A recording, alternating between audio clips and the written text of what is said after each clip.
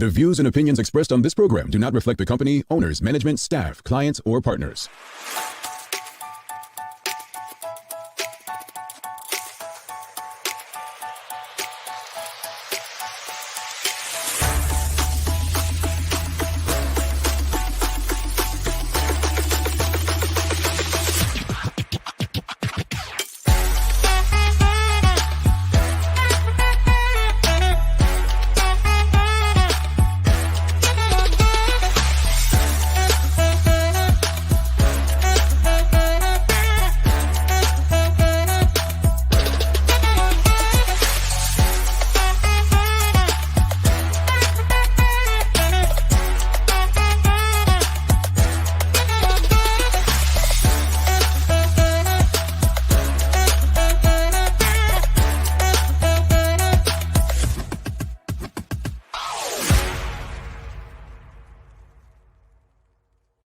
It's Wednesday, the 8th day of September. Welcome to the Daily Hour, brought to you by Medical House One Communications and Linda's. I'm Jamal Hartman, along with Michaela Ian, Larry Marshall Jr., and of course, Leanna Lambert will be with us in a bit to bring you the latest in her news break. It's Hump Day. Doesn't feel like Hump Day. It feels like Tuesday. But it doesn't. How are you folks doing? Remote learning for you, Michaela, Larry. How are you folks doing today? It's interesting. That's all I'll say. Interesting. Something tells me we're going to get a bit more of that. How you doing, brother Junior? Everything's good. I think some people may feel like it's a Monday with the Monday morning blues with this new information that's coming out, but nonetheless, we're here to help you get through. Well, yeah. No Monday morning blues. I'm going to take the smirk off my face because it's really not funny. But good morning, everyone, and thanks for making us part of your daily routine. A good one today as we welcome the lady behind Buna Gallery and Coffee House, Dana Selassie, on the show to discuss the role she's playing in cultivating a creative community in Bermuda. The daily play is a say it, don't sing it. So Michaela will be guessing the lyrics to a famous song, and this is good, folks. But look, we asked on social media last evening, what do we think? What do people think we'll be discussing this morning? And there was a consensus. I guess people expected us to discuss everything that's going on in Bermuda in regards to the rising COVID cases and the remote learning situation. And so it's really simple, folks. Rising numbers, remote learning. What are your thoughts? 225, I think, and again, I haven't done the research or read enough in 24 hours or 12 hours per se to know if this is the highest number, but I don't remember there being a higher number at one time being given, 225. Tell me if I'm wrong. Yeah, I remember it being 100 and something at one point, but I don't think 200 has been recorded at one given time. Yeah. And it's crazy to me because I've seen Bermudians make jokes, and it's not serious, folks. Bermudians have made jokes here and there about Florida. And obviously, me being a resident in Florida, I tweeted last night, I was just like, Bermuda's doing a Florida, right? It's interesting to see the way people are reacting. And instead of people taking accountability for their own actions and being accountable, it's almost like there's a blame game going on. Yeah. And go ahead, Eric. I agree. I think once certain things happened and restrictions were let down, I think many people acted like COVID was over. And I think once that decided to happen, these are the consequences from those actions. You know what I mean? And I'm not saying right, wrong, or the other, but I just always felt with the increase in activity, the numbers would rise. Yeah, indeed. And I don't know, Kales, did you see this happening? Because there were some comments that I came across on social media yesterday where people said, hold on, with all that's been going on in the summer, we knew this was going to happen. Could we not have been better prepared? And listen, I just feel like I think the government waited a little bit too late in the summer to try to be like, oh, everybody needs a safe key. Everybody needs this. Everybody needs that. And then by then, people are over it. People are frustrated. People are pissed off. People are like, I'm not getting a safe key to go to the gym. This is ridiculous, right? So I think you combine that with a lot of people aren't vaccinated. And then, of course, it's going to be a mess. We all know that the Delta variant is very contagious. It only takes 11 seconds for it to spread to someone. So am I surprised? Absolutely not. I'm absolutely not surprised. I'm just interested to see what's going to happen. And I just find it a little bit crazy that we now have 472 active cases. School is not starting in person tomorrow. There's a hurricane, and we haven't heard anything from the premier. So I'm really confused.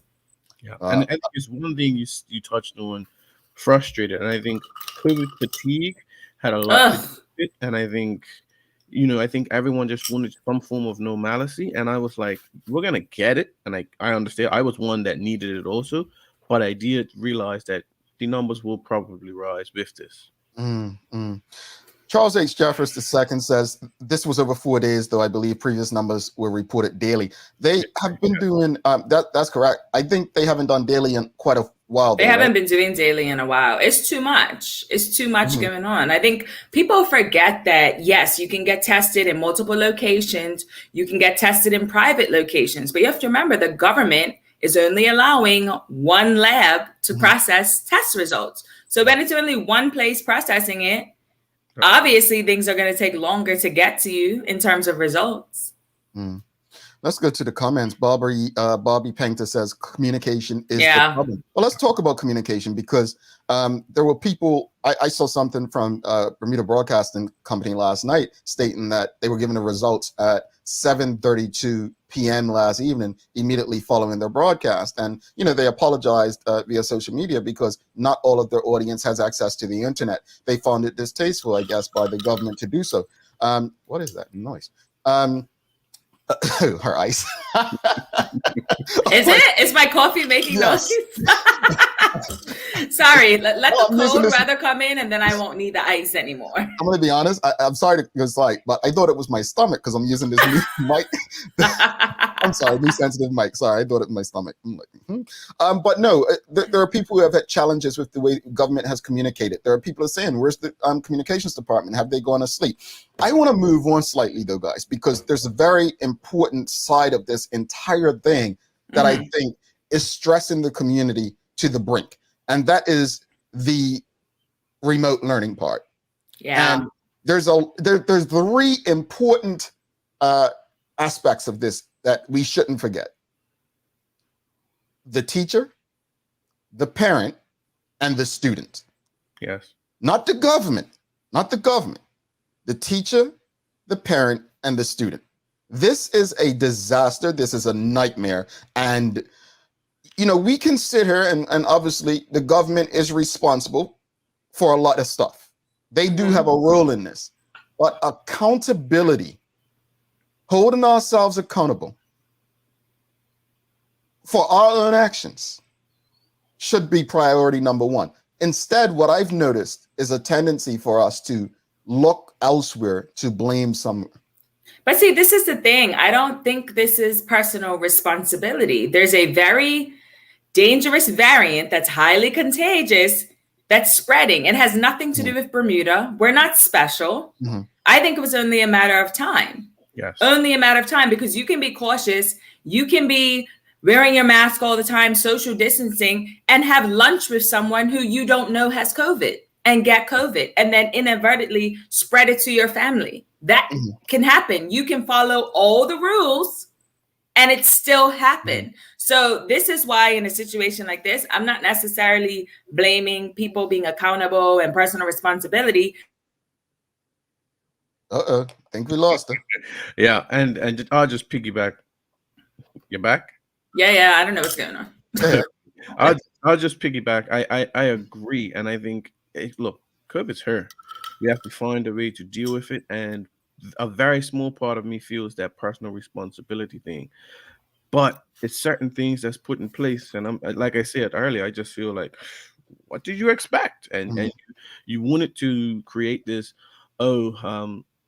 and I wasn't necessarily for it, but it seemed like it was this undertone of let's get a normal summer in, help this security. People need this, and at the end of the day, this is what was going to happen. So the numbers were about to rise. I think they was going to rise anyway, no matter which way you looked at it, and we just have to find a way to deal with it, and hopefully everyone comes out on the better end of this situation. Yeah.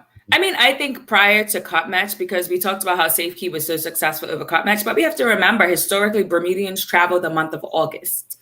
Yeah. That's when people travel after Cut Match. So I'm not surprised. I'm not at all surprised because, I mean, we expected this. To be honest, when we're talking about remote learning, I think that's the part that people are frustrated about, because I just feel like, how on earth is it okay to announce 48 hours before school is supposed to start in person that school is not starting in person? How is that okay? The amount of money that parents have spent out for uniforms, I'm sorry, people are like, oh, well, they're just saying it's 2 days, whatever. Let's be real. It's not going to be 2 days. We have 472 cases. So I just feel like parents could have saved some money. There are a lot of parents who are dealing with hardships, you know, who haven't caught up from being out of work last year. They could have put their kid in last year's uniform.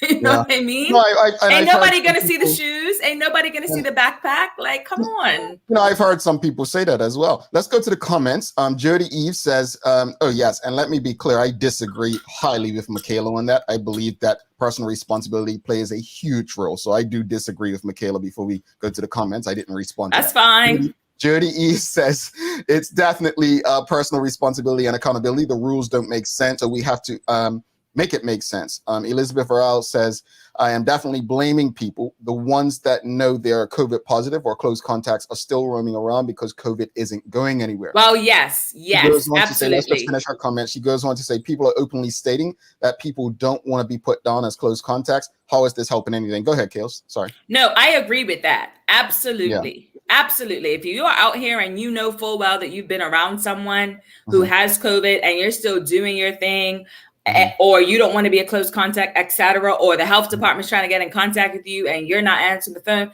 absolutely personal responsibility. But if you are following the rules and you happen to get COVID and you inadvertently give it to someone else, like that's what I mean when I say I'm not blaming personal responsibility. Well, let's take it back to the schools, because Larry, you've been a school teacher, right? Yes, 10 years. And I want to get an understanding of how much harder does it make to, I mean, let's be honest, if students are like me, you don't want to be in school. Yeah. Right. But trying to get them to learn, knowing that they don't have to be present, how much harder is that for a teacher right now?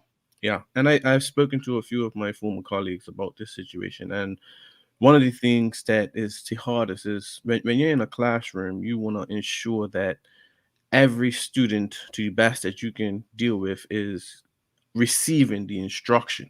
And you have to visually see these things. Sometimes you could see the little boy that's tapping the pencil because you don't understand it and you pick up on those patterns or something like that.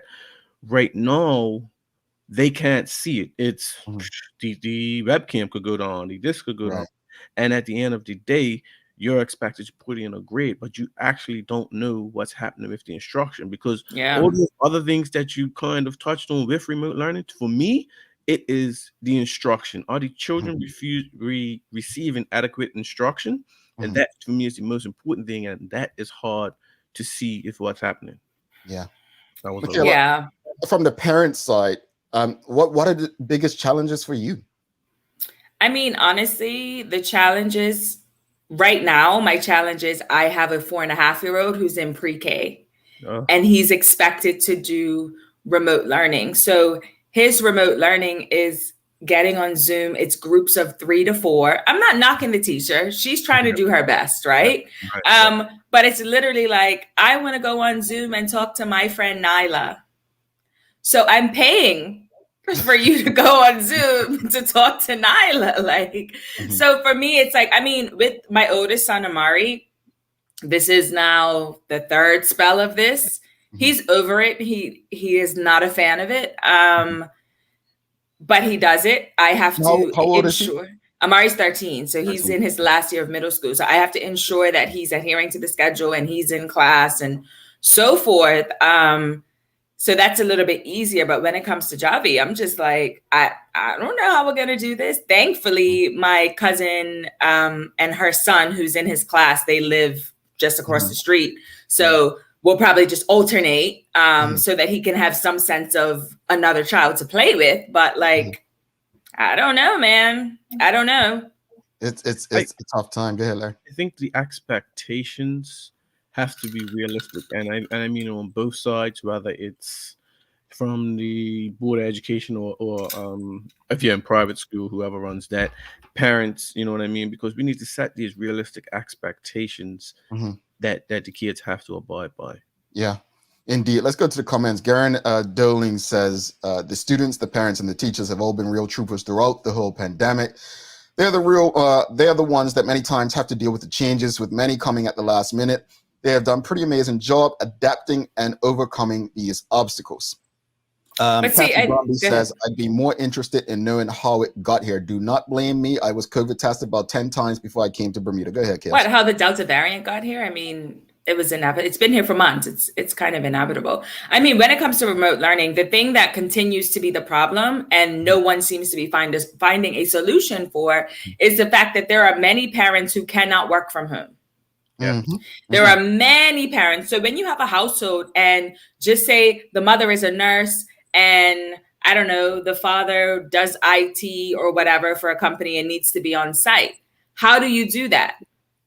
How do you do that? So the burden is then left hopefully to the grandmother or someone who can help out. But then if that person is also working from home, how does that work? And then is the child suffering? Like I literally had this conversation last night with a coworker and he's just like, yeah, I don't even know what I'm going to do. Like, I don't know. I'm going to do my best. And to piggyback, sometimes you have parents who can work from home, but are expected to produce work, but they have a 5-year-old that needs attention. Hello, 4.5-year-old. Like, we have a lot of comments. Let's get back to the comments. Said Bobby Panda says exactly, Larry. The Chico Trot says, kills the ice. The Chico Trot says, as an educator, it is challenging to create a sense of community in the classroom. Yes. Aaron Smith says, I'm dreading it. Work from home with a child remote learning is challenging to say the least.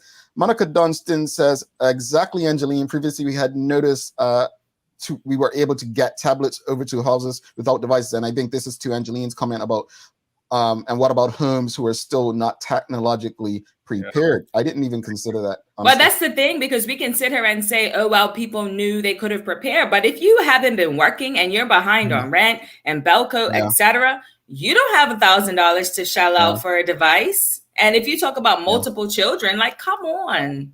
Yeah.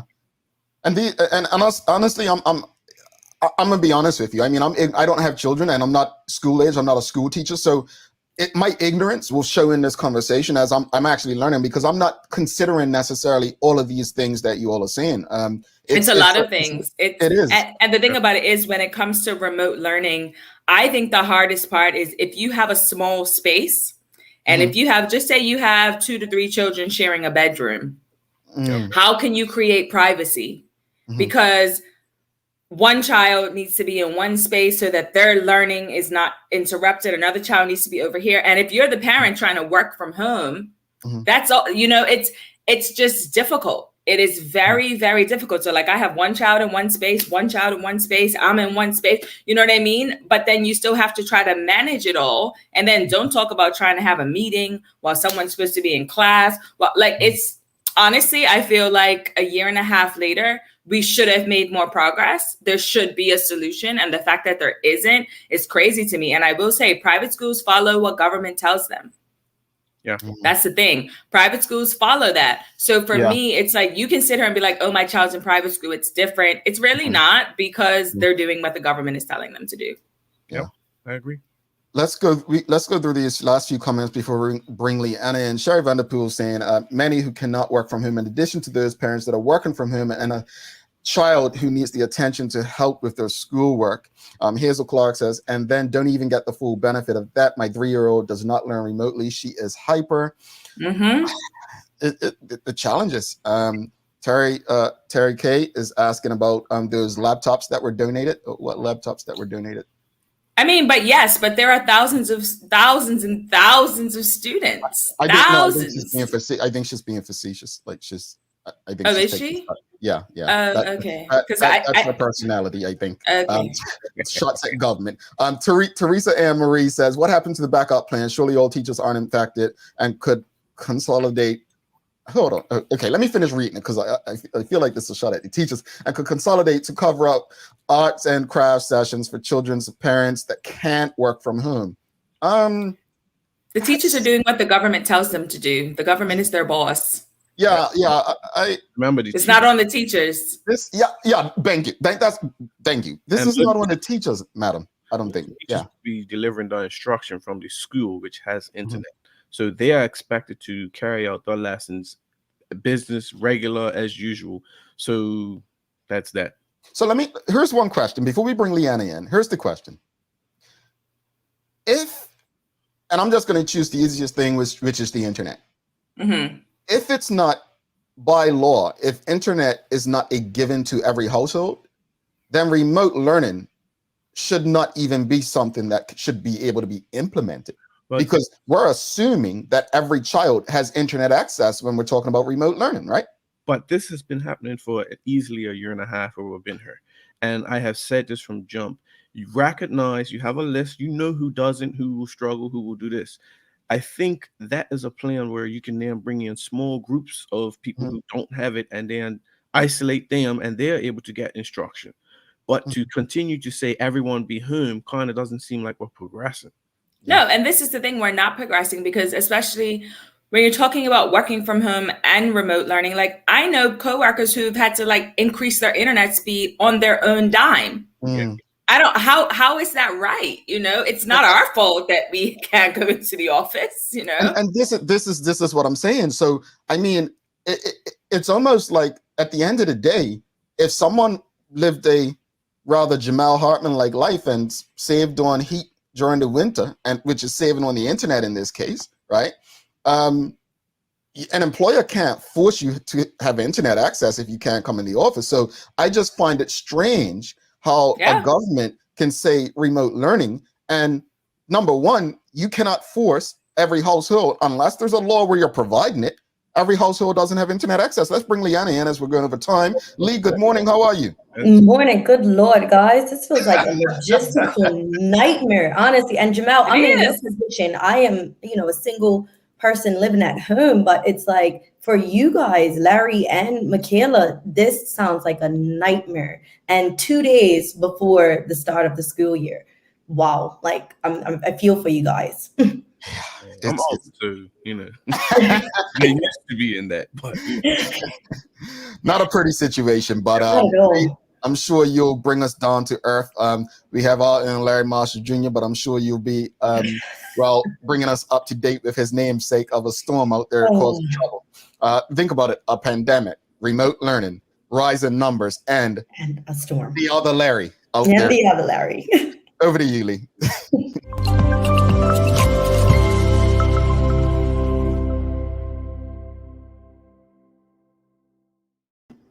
Thank you, Jamal, Michaela, and Larry. Happy hump day to everyone. I know it is the calm before the storm. However, I do hope that everyone is trying to have a good start to their day. I'm Leanna Lambert, and it's time for our daily hour news break. So here's what's going on in today's top stories. Health officials announced that the island's COVID-19 death toll has risen to 35, while 225 new cases of coronavirus has been detected. Now, Bermuda has now a positivity rate of 2% with 472 active cases. The Ministry of Health said that 25 of the new cases came in from overseas and 68 were the result of on-island transmissions from known sources. Now, the origin of the other 132 cases are under investigation. Health Minister Kim Wilson said that many of these cases came from persons who were not feeling well and went to work or social functions. Now, she urged Let everyone stay at home if feeling unwell and remember the basic precautions. And with the rise in cases, schools, as we know, will begin their academic year using remote learning beginning tomorrow. The ruling was made following a meeting of the Education Emergency Measures Committee, or EEMC, after learning that there were 119 staff absent across 31 schools. Now, many of those staff absences are due to staff having to quarantine as a result of coronavirus developments, while others are absent due to medical or sick leave. In other news, the island is in full storm prep mode as tropical storm watch has come into force yesterday, with Hurricane Larry making its way towards Bermuda. Now, the storm is expected to pass 192 miles east of the island at about 3 p.m. tomorrow, but storm conditions could still cause problems. The Bermuda Weather Service warned that conditions were expected to deteriorate tonight and tomorrow morning, with strengthening winds and rain. Hazardous swells are expected, especially along the South Shore, with dangerous surf and rip currents. Now, Hurricane Larry was still a Category 3 hurricane, but it is predicted to have lessened to Category 2 by tomorrow. Larry was 715 miles southeast of Bermuda and moving northwest at about 9 miles per hour. Now, Minister of National Security Renee Ming said that the Emergency Measures Organization had met twice, but as the hurricane is forecast to pass well to our east, there will be no interruption of government services. However, from a storm preparation standpoint, she said that we should not become complacent.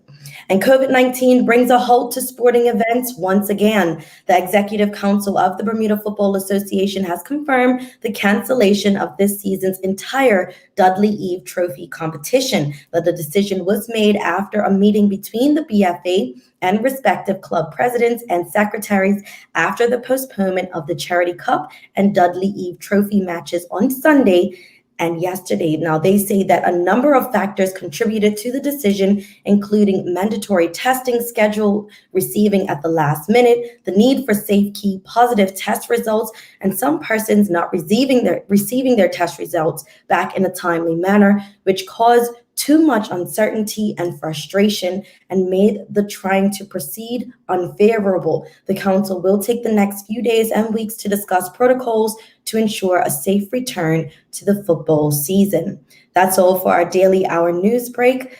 Let's head back to Jamel, Michaela, and Larry in the studio for today's Daily Focus. Thanks so much for that, Lee. Larry is gone. Just want to real quickly, folks, for the winners, we received the emails from a couple of the winners yesterday. Still waiting on Bobby Singh to do what she has to do, as well as Jeananne Richardson. Also, some belated birthdays. You guys got any belated birthdays? I know we had Kathy Rogers, who watches pretty often. She had a birthday recently. Happy belated. And Nana Pamela Wade had a birthday. Happy belated to her. And anyone else we forgot, please accept our apologies, as Michaela and Leanna didn't remind me. Anyway, that bus has been terrible. Okay, every time, like without fail. It's been a while. It's been a while. We got a long weekend, Lee, thanks so much, and we'll see you back here tomorrow. See you guys tomorrow. Bye. All righty, do not go anywhere. We're gonna have the movement moment real quickly with Tamara Donnell. A really quick one, highlight of travel, and then we'll take a commercial break, and we'll be back with Dana Selassie from Buna Gallery, Buna House and Gallery, Coffee House. I got it. Welcome to this movement moment brought to you by People's Pharmacy. Together, we can illuminate your path to wellness. For me, travel is about so much more than just leaving home. I challenge myself whenever I'm in a new place to immerse myself fully in the culture and the community around me. Travel, if you have the means and the spirit for an adventure, can be the solution to many of life's troubles. I would recommend that you put on your bucket list the following of the 3 types of trips, at least once in your life.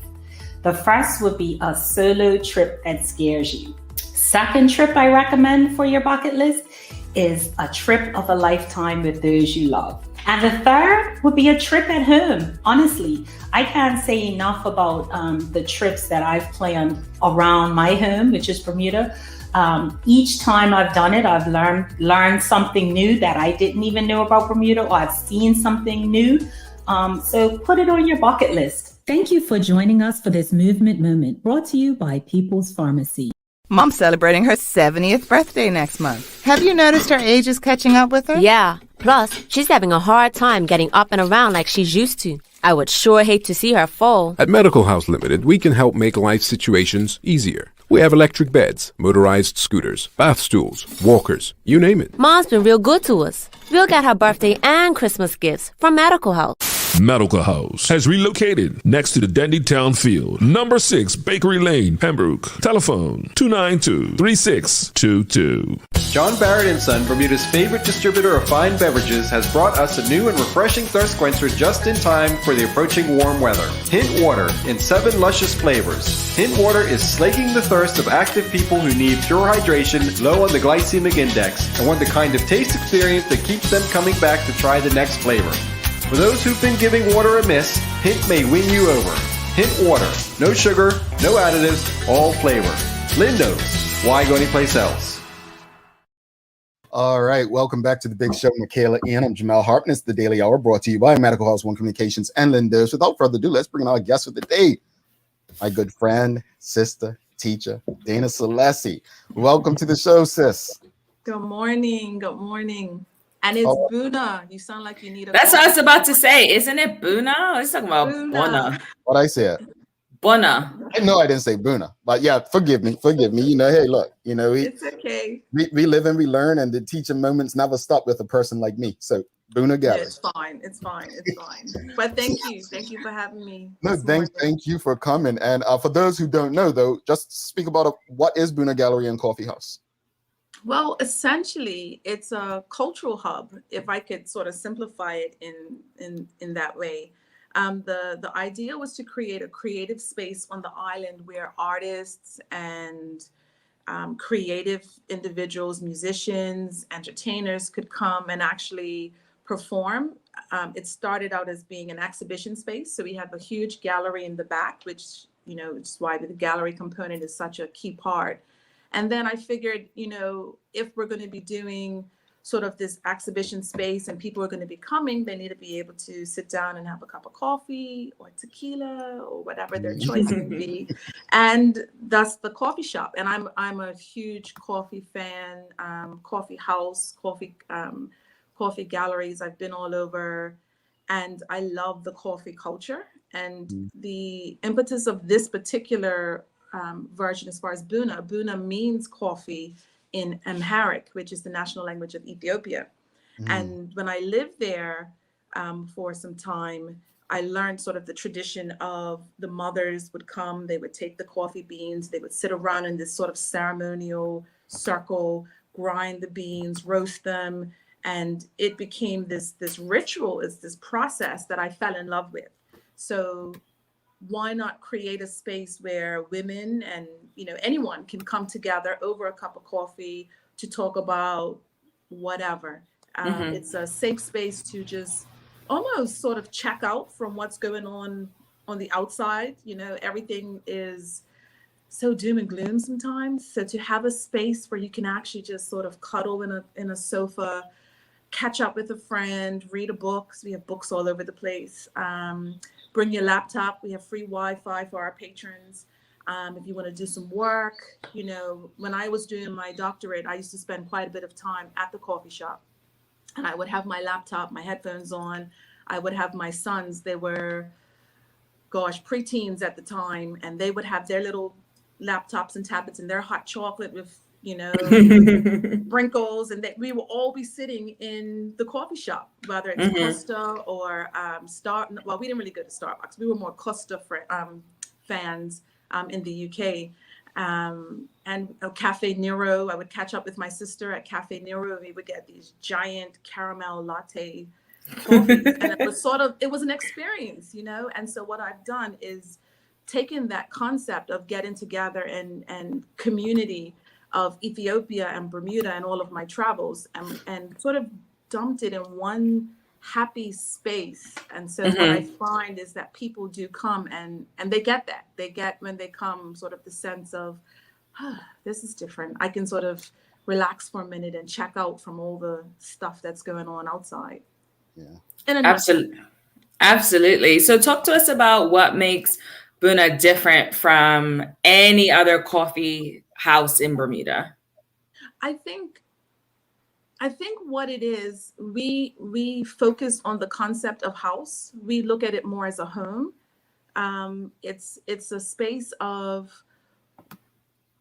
let me give you an example. When I first sort of came up with the idea of the coffee component, I was sitting down, I was watching the traffic, sort of doing my market research on how many people are going to be coming in the morning. I had this whole vision of, X amount of cars are coming out of Somerset. That means we should probably get X amount of people coming to get coffee. And what I realized is that our space isn't necessarily designed for the person that's just coming in for a quick cup of coffee. Yeah. On the go. That's not quite what we are. We are a space that, you want to stay. You want to come for an hour and you end up staying there for 4 hours. You, like I said, you snuggle up next to a candle and you're listening to the music and you're on the couch and you feel like home, but you're away from home. So what makes us different is that we have cultivated, curated an environment which celebrates the spirit, the human spirit, the family, the creative identity of an individual. And so we want to promote that. We want to promote the artwork. So when you come, we have local artwork up. Right now, I have quite a bit of my work in the main coffee shop area, but in the gallery, we've just finished a community art show 2 weeks ago. And so what I've done with that is I've opened the space up to artists to get their work out. And so we had Kushai Ming. He came, he put some of his pieces up.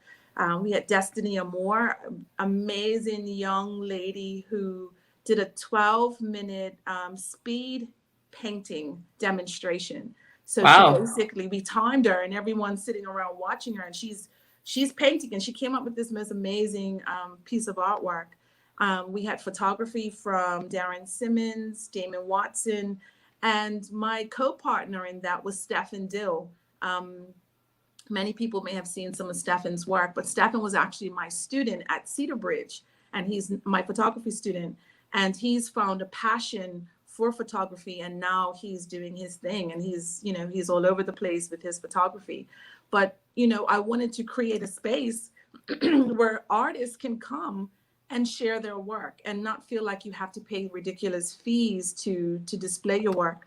And so what I've done is we have the once a month community art show, and we don't charge the artist, but what we do ask is that if anything is sold, that a small donation is made to our gift program, which is Girls in Film and Television, which is a program we're starting in October. So we're hoping to launch that in October, where we can, again, work on creating a safe, creative space for young women who want to get into the arts, specifically media, film, television. So it's sort of, it's not independent, the coffee shop and then the gallery. It's all holistic. It all sort of weaves in together and ties in beautifully. So I guess in a sense, that's what makes us different.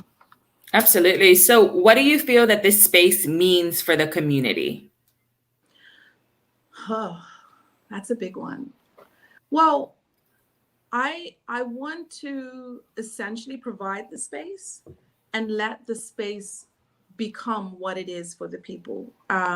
One of the things that I discovered or sort of came in an awareness of is when I was doing my doctorate was whoever controls the media controls the narrative.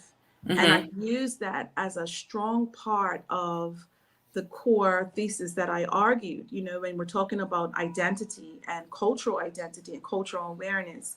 If we don't have control over the mediums that construct or define who we are as a people, then we're at the mercy of being defined by those very entities. So in order to sort of reshape the narrative or to create your own narrative, you have to control your own media.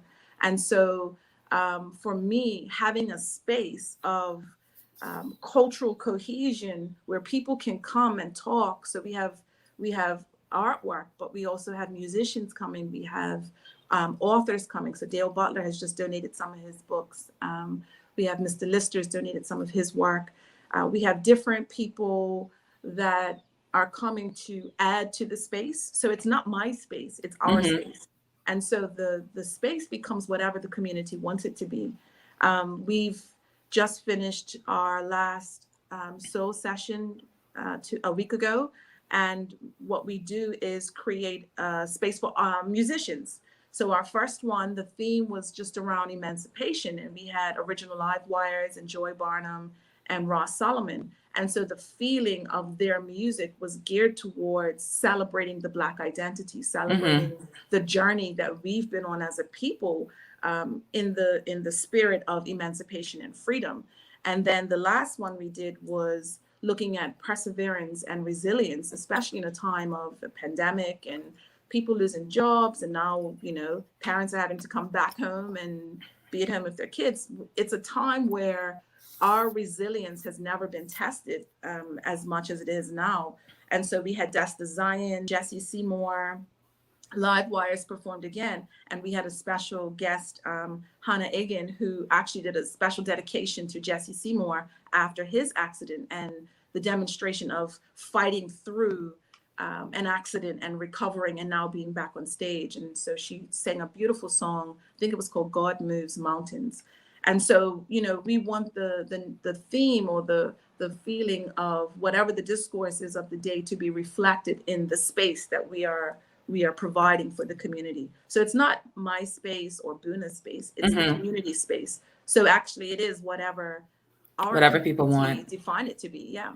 No, I love that. So I want to switch gears slightly. So we talk about coffee. We talk about it must be pastries that go with the coffee. You know, I'm a food person. I love my coffee. So when I come to Buna, because I haven't been yet, what's on offer outside of, you know, the gallery, the community vibe, the music, that kind of stuff? What can people expect to purchase? So one of the main items that we are very popular for is our bukila. That is our signature drink, which is a beautiful blend of coffee and tequila. My two passions. Oh, two, one. Okay. Yeah, I've spent quite a bit of time working on that recipe, and the bukila is our house special. We want to not just serve coffee, but we want to serve a coffee experience. So yes, you can get a coffee anywhere, but you know, we are working to create a sense of community with it. So we're very selective on the coffees that we choose. I was in Costa Rica a couple of months ago, and I went to a coffee farm and I spent time with the farmer and his family, and he talked about the impact of, you know, the environment and economics on his coffee farm. And so I sort of identified him and his family as one of the vendors that I would like to use for our Costa Rican line, but keeping it local to Bermuda as well, supporting local businesses. I've worked with Joe at Bermuda Coffee, who's been amazing godsend, and he helps me with my Ethiopian and my Colombian blends. So our coffees are fantastic. Now, when we talk about food, one of the specials that we have is a strawberry pound cake. We do a lot of cakes and pastries and stuff, and I have a few different vendors. I love to bake and I love to cook. And initially I started out thinking, oh, I can do quite a bit of this. No, not with everything else that I have going on. And like you, I have a little person at home. I have a 2-year-old. Yes. So the reality of doing all the baking, that went away very quickly. So we have a beautiful cake with a pastry and apple Buna cake. It's a pound cake with a crust and applesauce. And then we have the pineapple upside down cake is really nice. We have a young lady who helps us with our tarts. We have an amazing lemon meringue tart and an apple crumble tart. And I will say that we pride ourselves with all of our baked goods, except for our croissants, are made by Bermudians here in Bermuda. So we don't take stuff out of the freezer and cut it up and give it to you. This is all homemade, made with love and a whole lot of sugar goodness. And speaking of that, one of the things that I do in particular is provide an option for our gluten-free vegan I was just going to ask. I was just going to ask about the vegans now. I need to be more consistent The with it vegans. because it's quite timely, but I do something called the Boom Shakalaka, which Ooh. is a frozen, raw, vegan, gluten-free cheesecake. And it's mango and blueberries and lemon, and it's all sorts of sweet goodness in there. So that is a special for our vegan and gluten-free clientele. We do vegan muffins. A big shout out to Angel Treats for that. She's been amazing. So we do want to support other small businesses and bakeries who are doing their thing. So we do have partnerships with other businesses. Well, we've got a lot of comments, questions, and I definitely, as we run out of time, want to make sure we let the audience communicate with you as much as possible. But one of the questions Kathy Brumby had is, where is Buna located? Yeah, I don't think we touched on that. Great question. So we are in Somerset, God's country.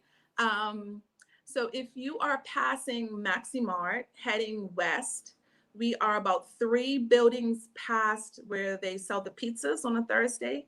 And it used to be the old plumbing building, JV plumbing building. If you're heading towards Somerset Bridge, you come on a long stretch and you see a bunch of old raggedy tree stumps out the front. That's us. So you park around the back. It's plenty of parking. You sit down, make sure you come and you have plenty of time, because it's not just, like I said, it's not a quick stop. You want to come, you want to take in some of the artwork, you want to relax and just breathe and take in just, being in the space, being away from everything. So it's a great space visually. It's very stimulating. It smells great, between the cinnamon candles and then the apple crumble in the oven. I love, it's my home away from home. Indeed. Well, I'm glad Michaela stepped out when you said God's country, because I'll tell you, it's only one God's country, and that's in the East. Tell it, Kales. Listen. I mean, I keep saying I'm gonna come. Actually, I was in Somerset this weekend, and then just time got away from me. But I will come this weekend, and I will come in, and I will have a little time. We'll go to the other God's country. One of the questions I had along with vegan is, I've never had coffee in my life. Don't tease me. Don't tease me. I've never had it, and I just wondered if you had tea. And Renee Sheldon Simmons is actually asking the same thing. Do you offer teas as well? Oh yes, one of our popular teas is the hibiscus tea. So we do a beautiful iced hibiscus. That's really nice. The dandelion, oh my gosh, that sells out so quickly. So we're trying to keep up with it. So yeah, the dandelion tea is a big hit. And I've spent some time working with some Ethiopian tea makers when I was living there. And so I've sort of Bermudanized sort of the chai. I need to be more consistent with getting it done, because it does sell out really quickly. And I don't just like to leave things to tea bags. We try not to be that tea bag type of place. I actually cook. I actually sit at the stove and make the chai from scratch. So I have my cinnamon and my cloves and all the sweet goodness. And I love chai, so this sounds amazing. So yeah, chai is a big one. But the hibiscus tea and the dandelion are huge sellers. And we do a lot of smoothies as well. So you can do like a mango strawberry banana smoothie. We give you the option of the type of milk you want. So we do oat milk, almond milk, regular milk. Yes. Yeah, so we do have those options. We do options for sweeteners. So you can do white sugar, brown sugar, stevia, agave, honey, nothing at all. So nothing at all. So we really want to cater to everyone as far as being able to have an option when you come. So don't let the title of coffee house scare you. It's a coffee house is more of the concept of coming together over a cup of coffee. But it's it's something for everybody. And we are looking at increasing our menu. That has been one of the challenges that we face, being able to provide more than coffees and the pastries. We do these delicious paninis. So people that have had our paninis, they always come back for the same one. So you have a barbecue chicken panini, a pesto chicken, or you can do the vegetarian option, which be a barbecue chickpea. And then if you're gluten-free, we do a gluten-free spinach wrap with the same chickpea. Yeah. Listen, And hungry. I'm about to come up. That's pretty much our menu, but that's the basis of our menu. We don't really have a lot, but we have a few. But it's good small, stuff. Really I good love ones. it. Yeah, it's quality. Yeah, it's quality. Yes. Got a few more questions. I'm going to ask them all in one so we can get through them. But Carmen Mitchell-Jones is asking, when are you open? Monica Dunstan's asking, is Buna pet friendly? So when are we open? Right now, we're actually closed. We open back up tomorrow, and our business hours are Tuesday through Friday, 9 to 6, on Saturday from 9 to 9, and on Sunday from 9 to 4. We find that the bulk of people come usually between 10 and 4, sort of during that time. We aren't, 7 o'clock, get your coffee, race to work type of place. I thought that's what I was going for at first. And like I said, we found that it doesn't really fit with the brand and the feel of, sitting down and relaxing. Pet friendly. We don't allow pets inside, but we have a beautiful space outside in front of the building, which you're welcome to bring your little person with you and sit off with your coffee. So, and we are also cyclist friendly. So cyclists that are on their ride from east to west or wherever they're going. Oh, I like that. They can park their bikes right outside, come get their coffee, and they can sit outside and chill. So that's perfect. And to wrap it up, one last thing is we've encountered so many different people on this show, and just throughout social media, you see so many things about spaces for creatives, right? And I'm not sure if Michaela asked this already, but overall, creatives have been looking for a home. You've pretty much, and just to give background, if you don't mind me saying this, you had a career, you were working, and you decided to say, you know what? No, I'm gonna go on my own. Create. I had to add this. Like this is big, and I just before you go, because you took it upon yourself to create this space. And I just want to first, before I ask you the question, thank you for doing that, because everyone speaks about it, but not many actually take the risk and go and do it. So thank you for that. But how much does it mean for you to be that person that said, you know what? I'm not going to talk about it, because you're not a talker in terms of being on social media and expressing yourself like that. I'm just going to go out there and do this. Just explain what it means for you as a mother in a small place like Bermuda, who is putting they're acting on the thoughts of many. I think, thank you for acknowledging that. Sometimes you forget about the journey that you've been on and the road that you've taken. When I first came back to Bermuda 3 years ago, my intention was to come home, to work on a screenplay, because I'm actually working on a screenplay for a period drama about Bermuda in 1834. And so that was my plan. And then I got sort of swept up in working for government. I had a little person. So a lot changed in the period of time that I thought would be dedicated to doing creative work.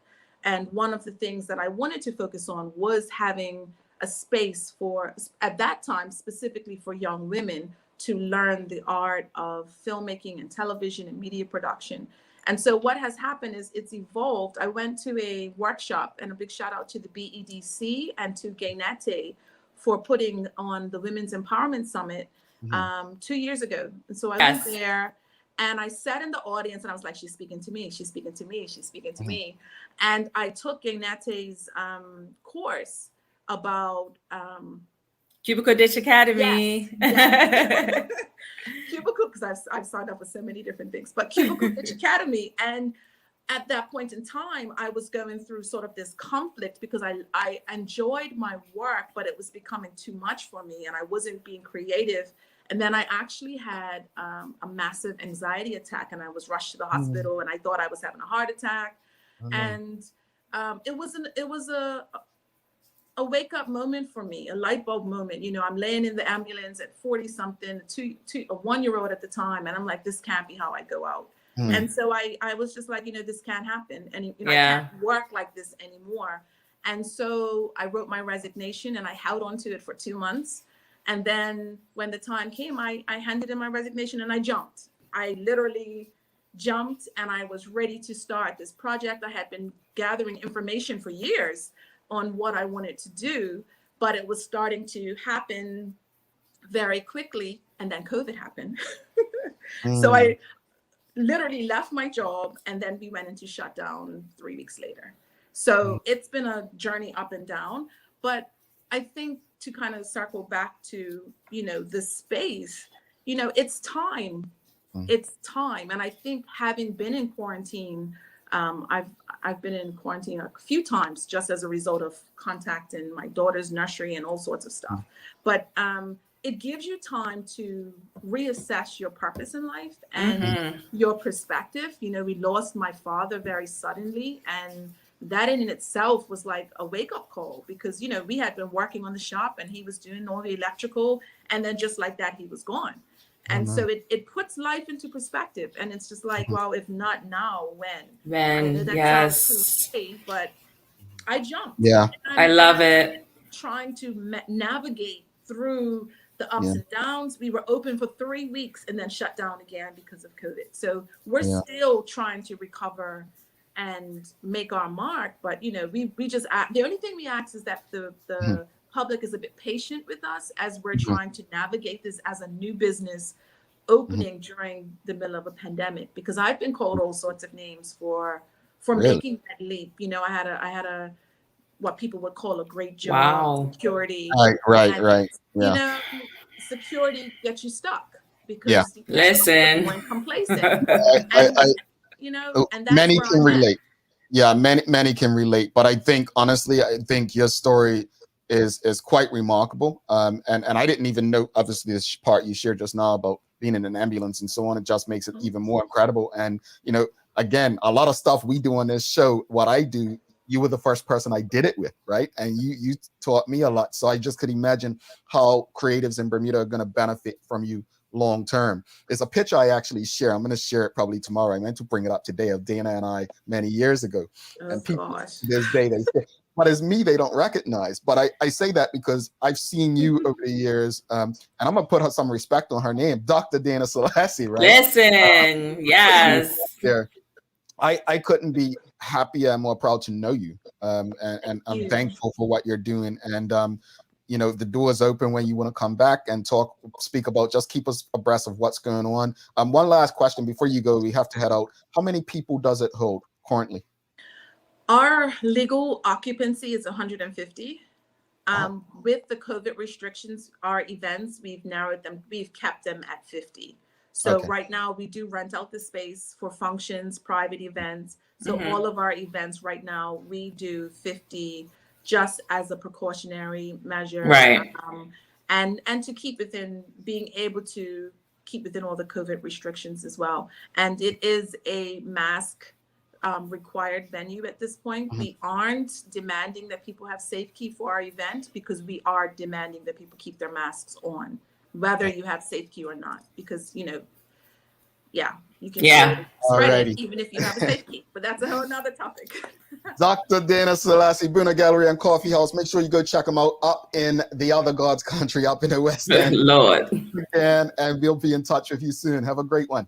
Thanks, Dana. Thanks, guys. Alrighty, we're gonna take a quick break. If you enjoyed that conversation, you know what to do, folks. Give us a thumbs up, a love, a like. Show Dana Selassie, Dr. Dana Selassie, some love. Make sure you go up there and support her. We're gonna be right back as we trip Michaela up. You're gonna guess the lyrics to the song today, folks. Guess the lyrics to the song. Here we go.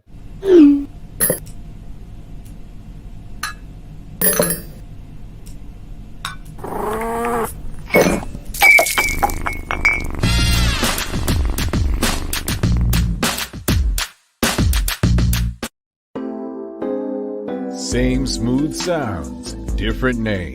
BCG Radio. Tune in every Tuesday through Sunday at 7 p.m. Bermuda time as we bring you the love, romance, sexiness with nighttime jams. Only on your station for conversations and entertainment. BCG Radio. Download the app, available for Android and Apple devices. All right, welcome back, and thanks again to Dr. Dana Selassie up there at the Buna Gallery Coffee House. Like I said, folks, make sure you get out, support it. So many people speak about not having enough spaces for creatives, and there she is taking a risk, creating one up there. So get out there, show us some love.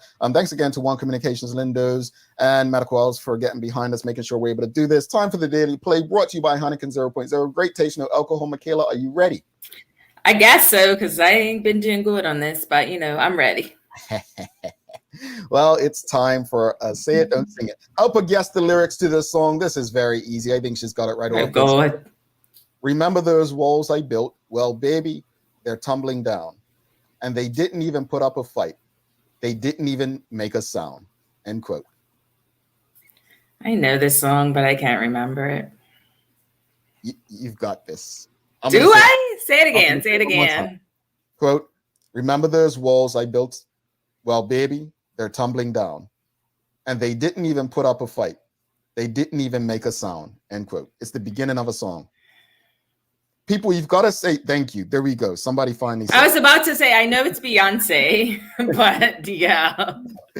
It's Halo Beyonce. So Shikarena, we'll make sure we send You an keep email. doing these weird parts of the songs, and I just feel like that's cheating because, no. Well, I thought it was baby, so I thought you not baby. No, I Halo's not one of my favorite Beyonce songs. So. You have a not so favorite Beyonce song? Who would have thought? I mean, I like most of her songs, but Halo's not like my, No, I feel you. I mean, yeah, I get you. It's one of those ones that wouldn't stand out to you like that. I mean, it's a good song. I'm not saying probably my favorite Beyonce song, honestly, is probably Baby Boy. That just takes me back to a really fun time in my life. And I just love that song. Do not ask, Jamal. Do not ask. I was 17 when that song came out, and I just love it. I just love Baby Boy. I mean, there's other ones, obviously, but, Carla John says, wow, I didn't expect a conversation about a coffee house to be so deep. I'm glad I stuck around. Well, we're glad you stuck around, too. Tomorrow, folks, we have the Commissioner of Education, Kamal Richards, coming on. So, yeah, I think, I've got a question for you. Yes. Live on air. Answer this. YouTube only tomorrow? I'm sorry? YouTube only tomorrow? I mean, I think that's a great idea. Provided that, the winds aren't wild and we still have internet. Because, I mean, it's not even the storm yet. And you saw I'm already having issues. So I don't understand. How could I forget? Yes. All righty. Well, Commissioner Education tomorrow. Kales, thoughts on today's show and daily inspiration? Yes, I loved the conversation with Dana. I mean, I'm a big coffee fan. I'm a big fan of Dana. I cannot wait to go and check out Buna. As far as the remote learning and all of that, I'm going to just say I wish everybody, including myself, good luck because listen, I don't know how it's all going to work. It's going to work somehow, but I just wish us all good luck. And I just say get a lot of whatever your beverage choice is. Indeed. So you can manage it. Let's get some inspiration. We need it. Yes, sir. All right. Nothing is impossible. The word itself says, I'm possible. And that's from Audrey Hepburn. There we go, folks. There we go. Thought today was a great one. Definitely you and Larry sharing your expertise on what you're experiencing, both as parent and teacher. Dr. Dana Selassie, again, love her, appreciate her. Mm-hmm. It was my first real job in TV. She was my director, producer. So props to her for continuing to do what she does.